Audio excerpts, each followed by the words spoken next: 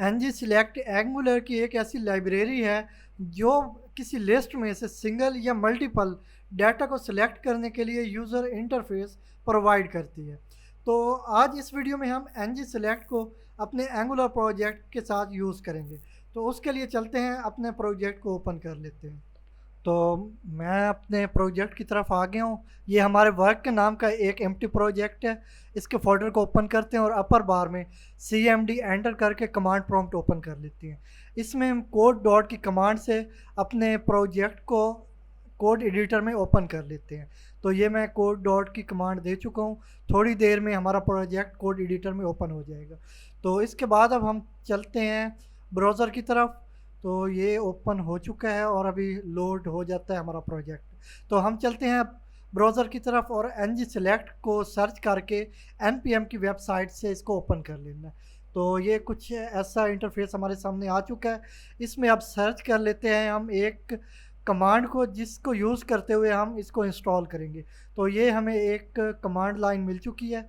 इसको मैं कॉपी कर लेता हूँ और कोड एडिटर को ओपन करके इसमें पेस्ट करके एंटर प्रेस करूँगा।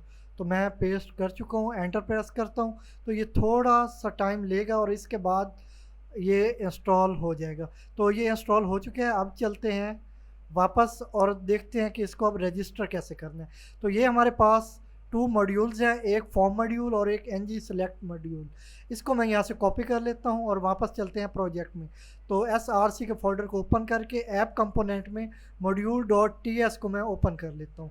इसमें अब मैं पेस्ट कर देता हूँ जो मैंने कॉपी किए थे मॉड्यूल्स। तो इसके बाद अब हमने इंपोर्ट्स में भी डिफ़ाइन करना है, वो भी हमें मिल जाते हैं ये नीचे।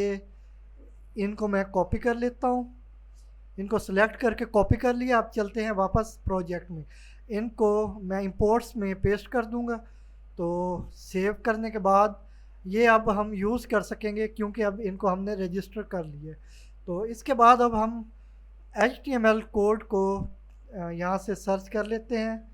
बल्कि उससे पहले यहाँ पे हमें स्टाइल्स के लिए 2 पैकेजेस दिए गए हैं जिनको हमने इंपोर्ट करना है। तो ये जो सेकंड है इसके लिए हमें एंगुलर मटेरियल को इंस्टॉल करना पड़ सकता है। तो हम ये डिफ़ॉल्ट जो है इसको यूज़ करेंगे।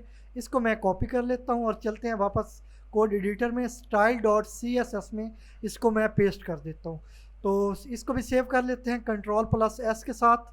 और इसके बाद अब नीचे हम चलेंगे और यहाँ से सर्च कर लेते हैं HTML कोड को। तो ये हमें मिल चुका है HTML कोड। इसको मैं यहाँ से कॉपी कर लेता हूँ। तो इसको अब समझ भी लेंगे। अभी के लिए मैं इसको कॉपी करके वापस प्रोजेक्ट में पेस्ट कर लूँगा। तो component.html को ओपन करके इसमें मैं पेस्ट कर देता हूँ। तो अब इसमें ये कमेंट है, इसको भी मैं रिमूव कर देता हूँ ताकि कंफ्यूज ना होते रहें। तो इसके बाद अब ये जो फर्स्ट हमारे पास एनजी सिलेक्ट का पोर्शन है और इसके बाद एक सेकंड है। इसमें फर्स्ट में इंटरपोलेशन को यूज़ करते हुए डाटा को शो करवाया गया। वो डाटा जो कार्स के प्रॉपर्टी में एरे को यूज़ करते हुए या जिस तरह भी हम डिफ़ाइन करेंगे शो करवाया जाएगा। उसके बाद ये सेकंड पोर्शन है, ये भी एनजी सिलेक्ट का ही है। इसमें से हम सिलेक्ट कर सकेंगे आइटम्स को जो कि डिफरेंट आइटम्स हमें मिल रही होंगी। इसके बाद ये जो सिलेक्टर पे आ रहा है इसको मैं यहाँ से रिमूव कर लेता हूँ, एरर को यहाँ पे पेस्ट करके और टाइप एनी डिफ़ाइन कर देता हूँ। तो ये सिलेक्टेड कार पे एनी डिफ़ाइन करने के बाद तो हमारा एरर रिमूव हो चुका होगा। तो इसके बाद अब हम यूज़ कर लेंगे कंस्ट्रक्टर को क्योंकि हमने इसको इंजेक्ट करना होता है। तो इसके लिए ये कंस्ट्रक्टर भी हमें यहाँ पे दिया गया है। तो इसको मैं इस सारे को कॉपी कर लेता हूँ और इसमें कुछ कमेंट्स पास किए गए हैं, इनको हम रिमूव कर लेंगे। तो मैं सारे को सिलेक्ट कर लेता हूँ। इसके बाद कॉपी करके वापस component.ts में पेस्ट कर दूँगा। तो सबसे पहले तो मैं यहाँ से ये जो कमेंट्स हैं इनको मैं रिमूव कर दूँ। तो इनको मैंने रिमूव कर दिया है। इस लाइन को भी, स्पेस लाइन को भी रिमूव करने के बाद अब इसको समझ लेते हैं। तो ये हमारे पास कंस्ट्रक्टर है जिसमें ये कन्फिग शॉर्ट फॉर्म है कॉन्फ़िगरेशन की पैरामीटर और इसके बाद कॉन्फ़िगरेशन यहाँ पे पास किया गया, इंजेक्ट किया गया। तो इसको हमने ऊपर इंपोर्ट भी करना है। तो मैं ऊपर सबसे पहले अब इंपोर्ट कर लूँ। उसके लिए मैं यहाँ पे टाइप करूँगा इंपोर्ट और इसके बाद करली ब्रेसेस को यूज़ करेंगे और इसके बाद सेम ng सेलेक्ट, तो सेलेक्ट एस कैपिटल होना है, सेलेक्ट, और इसके बाद कॉन्फ़िग, ये नीचे ऑप्शन है इसमें से सिलेक्ट कर लिया। तो लास्ट में ये जो हमें एपीआई पब्लिक एपीआई दिया गया है इसको हमने रिमूव कर लेना है पाथ से। तो अब ये हमारे पास इंपोर्ट हो चुका है और इसको हमने इंजेक्ट कर लिया।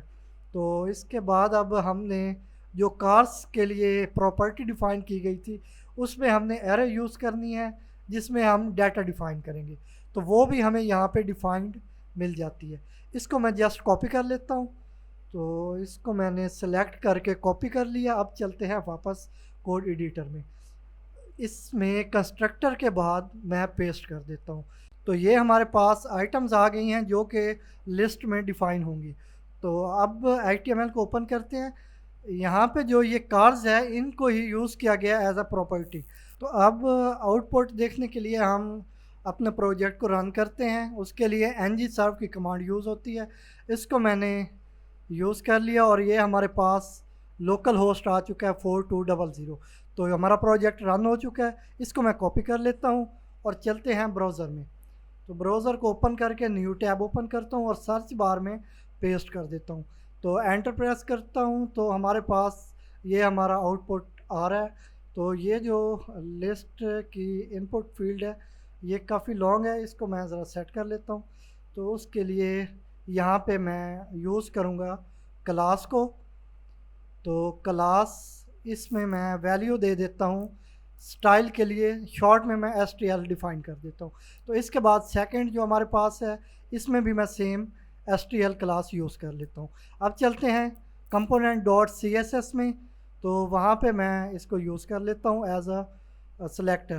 तो डॉट stl यूज़ करेंगे, ये क्लास होगी stl। तो इसमें हम यूज़ करेंगे विथ और इसमें हम वैल्यू देंगे 30%। तो ये विथ इसकी हम कम कर लेंगे इस तरह। तो सेव कर लेते हैं Ctrl+S के साथ और वापस ब्राउज़र में चलते हैं। रिफ़्रेश होने के बाद ये अब हमारे पास आउटपुट आ रहा है। तो अब देख लेते हैं आइटम्स को। तो ये वॉल्वो, इसके बाद इसको सिलेक्ट करते हैं तो ये सिलेक्ट हो जाता है। ओपेल, इसको सिलेक्ट कर लेते हैं और इस तरह हम सर्च भी कर सकते हैं। जैसा कि मैं आरडी को सर्च करता हूँ तो ये यहाँ पे सर्च आ रहा है। तो इसके बाद अब हम अगर कुछ ऐसा सर्च करते हैं जो कि आइटम्स में मौजूद नहीं है तो उसके लिए देखते हैं क्या आउटपुट आएगा। तो मैं यहाँ पे होंडा को यूज़ कर लेता हूँ। तो ये हमारे पास नीचे आ रहा है कस्टम नॉट फाउंड। तो अगर आइटम मौजूद नहीं होगी तो ये रिस्पांस मिलेगा हमें। तो ये कहाँ पे डिफ़ाइन किया गया है, ये इसमें डिफ़ाइन किया गया कंस्ट्रक्टर में, ये नॉट फाउंड टेक्स्ट में। और इसके बाद नीचे डिफ़ाइन किया गया है ओपन टू।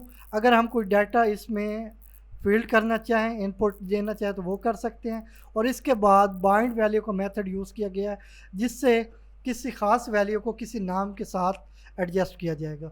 और इसके बाद ये नीचे कार्स के एरे में कुछ जो वैल्यूज़ दी गई हैं ये हमें शो हो रही थी आइटम्स के तौर पे, तो इनको चेंज भी किया जा सकता है। तो इसमें हमें मिल रही हैं 2 बार्स मिल रही हैं। तो हम इनको सिंगल ही यूज़ कर सकते हैं, तो उसको भी सेट कर लेते हैं। तो चलते हैं वापस कंपोनेंट डॉट HTML में। तो इसमें ये हमारे पास 2 पोर्शंस है। जो ऊपर वाला है वो अपर बार के लिए आ रहा था और ये नीचे वाला लोअर बार के लिए। तो हम इसको एक में ही डिफ़ाइन कर लेते हैं। तो उसके लिए हम यहाँ से ये, क्योंकि हमारे पास डिफ़ाइन है अपर में, तो इसको हम छोड़ देते हैं। और इसके बाद ये बाइंड वैल्यू इससे ऊपर क्लास को भी छोड़ देते हैं और आइटम्स तक इसको कॉपी कर लेते हैं। तो सेलेक्ट करने के बाद कॉपी कर लेता हूँ और ऊपर जाके जो हमारे पास फर्स्ट में है ng सेलेक्ट, इसमें पेस्ट कर देते हैं। तो मैं यहाँ पे इसको पेस्ट कर चुका हूँ। अब हम कर लेंगे इसको, सारे को रिमूव कर लेंगे। तो सिलेक्ट करके मैं इसको रिमूव कर लेता हूँ। तो इसके बाद अब हम इसका आउटपुट देख लेते हैं ब्राउज़र में। तो वापस चलते हैं ब्राउज़र में और देख लेते हैं कि क्या हमारा जो रिक्वायर आउटपुट था वो मिल रहा है। तो इस तरह अब हमारे पास नेक्स्ट एक प्रॉब्लम है कि हम जब एक को सिलेक्ट करते हैं उसके बाद दूसरा सिलेक्ट करने के बाद वो फर्स्ट वाला रिमूव हो जाता है। तो क्या हम एक ही टाइम पे मल्टीपल सिलेक्शंस कर सकते हैं, तो वो भी हम करके देख लेते हैं। तो हमारे पास यहाँ पे एक डायरेक्टिव्स यूज़ होती है, वो हम यूज़ कर लेते हैं मल्टीपल की। तो मैं वो यूज़ करूँगा मल्टीपल। तो ये नीचे हमारे पास ऑप्शंस में आ गई है। इसको सिलेक्ट करने के बाद वैल्यू मैं इसकी जो बूलियन वैल्यू होती है वो ट्रू कर देता हूँ। तो ये मैं ट्रू यहाँ पे कर देता हूँ। अब इसको Ctrl+S के साथ सेव कर लेते हैं और चलते हैं वापस ब्राउज़र में। तो अब यहाँ पे हम देख लेते हैं टेस्ट करके। तो एक को सिलेक्ट किया, इसके बाद सेकंड को सिलेक्ट करेंगे, तो एक और को भी सिलेक्ट कर लेंगे। तो इस तरह हम मल्टीपल सिलेक्शंस कर सकते हैं। तो अगर हमें किसी स्पेसिफिक एटम को रिमूव करना हो तो वो कर सकते हैं, और अगर सबको करना हो तो वो भी हम यहाँ से कर सकते हैं। तो आज इस वीडियो में हमने देखा कि कैसे एनजी सिलेक्ट को एंगुलर के साथ यूज़ किया जाता है और मल्टीपल सिलेक्शंस को भी अनेबल किया जा सकता है। आई होप आपको वीडियो अच्छी लगी होगी। अगर अच्छी लगी हो तो लाइक करें, शेयर करें और हमारे यूट्यूब चैनल MB Academy को सब्सक्राइब करें।